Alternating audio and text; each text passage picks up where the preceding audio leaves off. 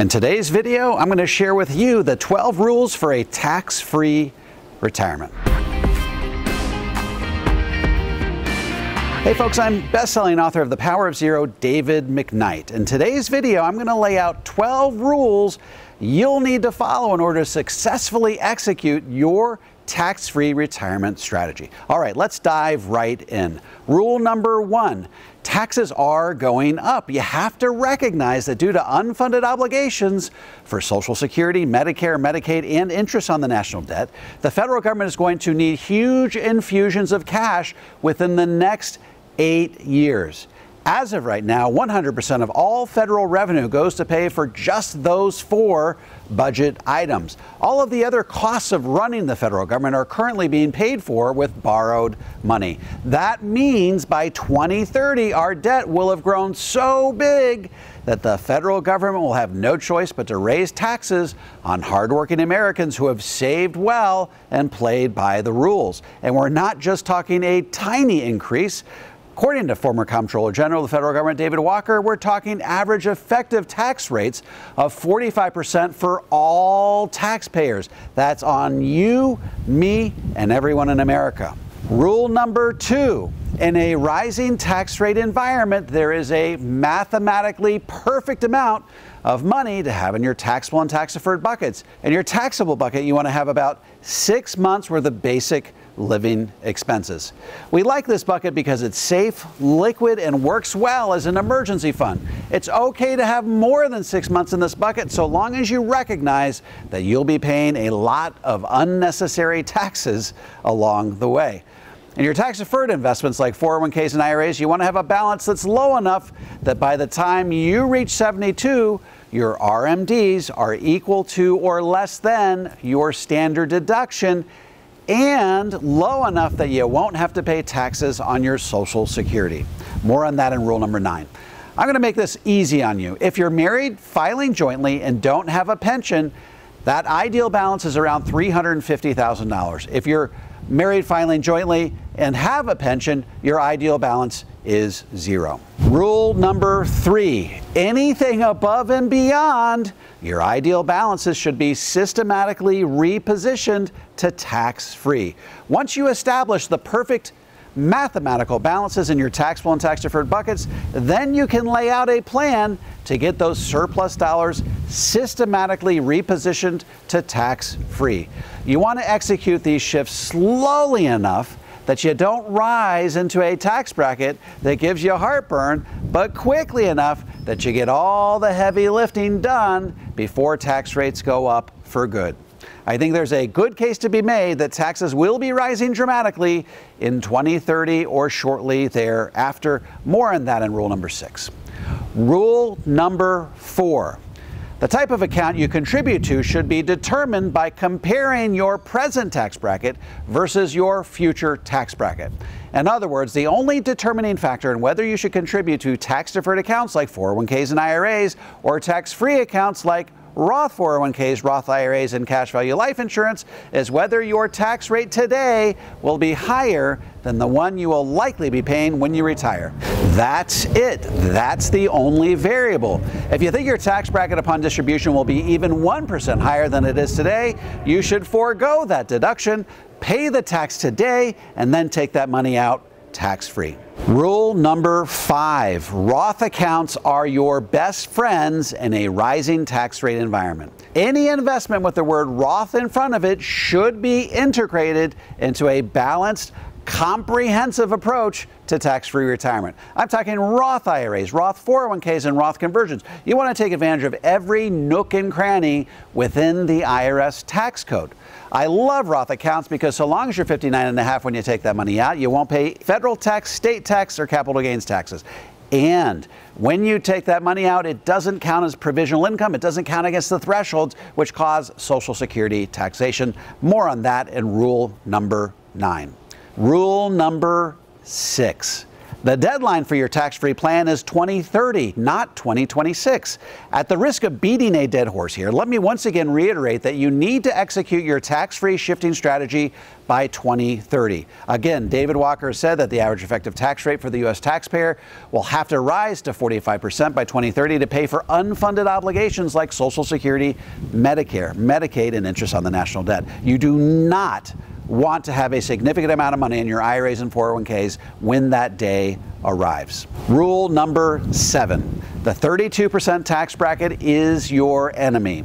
If you're like many Americans, you're currently in the 22% tax bracket. If that's the case, it makes sense to convert to the top of the 22% tax bracket. By the way, the 24% tax bracket is only 2% more, but allows you to convert an extra $160,000. So it's a no-brainer to take full advantage of the 24% tax bracket as well.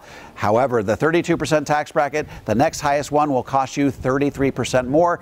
Don't succumb to the temptation to bump up into the 32% tax bracket just so you can get your shifting program done by 2026. Stretch that tax obligation past 2026 and take advantage of the future version of the 22 and 24% tax brackets, which is 25 and 28, before ever considering anything higher. Rule number 8, leave some money in your tax-deferred accounts. This is critically important. If you aren't expecting any pensions in retirement and you don't want to convert all of your tax-deferred assets to tax-free because you'll still have a standard deduction. If you aren't expecting any pensions in retirement, you don't want to convert all of your tax-deferred assets to tax-free because you'll still have a standard deduction. If you shift everything to tax-free, you won't have any taxable income left, and that standard deduction will be left idle. That means that you will have needlessly paid a tax along the way on money that you would have otherwise received tax-free. If you're married, filing jointly, leave around $350,000 in your tax-deferred bucket. If you're single, that ideal balance is about half that amount. The required minimum distributions on that balance will keep you beneath your standard deduction and increase the likelihood that you'll receive your Social Security tax-free. And that brings us to rule number 9.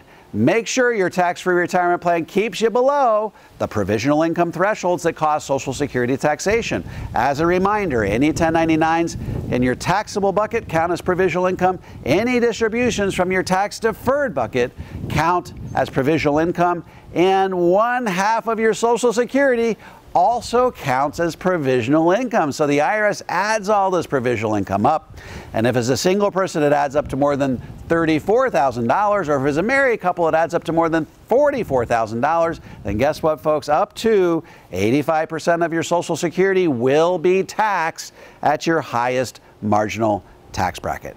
If you can complete your tax-free shifting strategy before you draw Social Security, then you will increase the likelihood of getting your Social Security 100% tax-free. Rule number 10. Don't take distributions from a guaranteed lifetime income annuity in your tax-deferred bucket.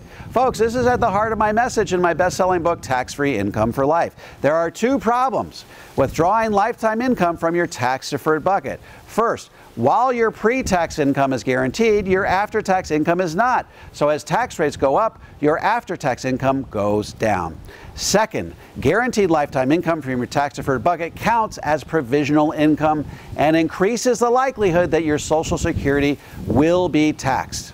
And how do most people plug these 2 holes in their guaranteed lifetime income and Social Security? By taking more money out of their stock market portfolio to compensate. This could cause you to run out of money 10 to 12 years faster than you ever thought possible. How do you get around this, folks?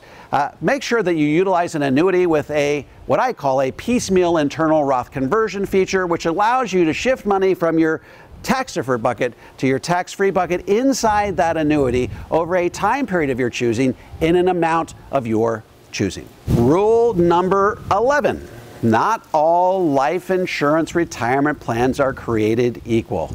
If you're planning on using an LIRP as part of a balanced, comprehensive plan to get to the 0% tax bracket in retirement, understand that not all LIRPs are the same. As I stated in my best-selling book, Look before you lerp. Starting an LIRP is a bit like getting married. Just like you had a laundry list of things you were looking for in a spouse, you should likewise have a laundry list of things you're looking for in an LIRP. Because it only makes sense to start an LIRP if you're planning on keeping it until death do you part. The last thing you want to do is get 15 years into the contract and realize you got married to the wrong LIRP. Divorcing your LIRP can be stressful and costly. Your laundry list of LIRP attributes should include things like a guaranteed 0% loan provision, daily sweeps, and interest in advance, to name a few. To learn more about these and other qualities you should insist on having in an LIRP, check out my best-selling book, Look Before You Lerp. And finally, rule number 12. You must have multiple streams of tax-free income. Folks, I've been doing this for over 25 years, and I've helped put thousands of Americans on the road to the 0% tax bracket. It's nearly impossible to get to the 0% tax bracket by utilizing just one stream of tax-free income. For example, you can't get there by simply contributing to a Roth IRA. You can't get there by simply owning an LIRP. To get to the 0% tax bracket in retirement requires multiple streams of tax-free income, none of which show up on the IRS's radar, but all of which contribute to you being in the 0% tax bracket. A balanced, comprehensive approach to tax-free retirement might include such investments as a Roth IRA, a Roth 401k, a Roth conversion, taking distributions out of your IRA up to your standard deduction, your LIRP, and if you can keep your provisional income low enough, then your Social Security will also be tax-free. In short, if you follow these 12 rules I've outlined in this video, you will dramatically increase the likelihood of shielding your hard-earned retirement savings from the impact of higher taxes. Folks, if you need any help navigating your way to the 0% tax bracket, head on over to DaveMcKnight.com and click on the Work with David button. I'm happy to lend a hand. If you have any comments or questions, feel free to drop them into the comments section below. I'll respond to every single one of them personally. And don't forget to click like, subscribe, and the bell so you never miss a video. This is David McKnight. I look forward to seeing you on the next video.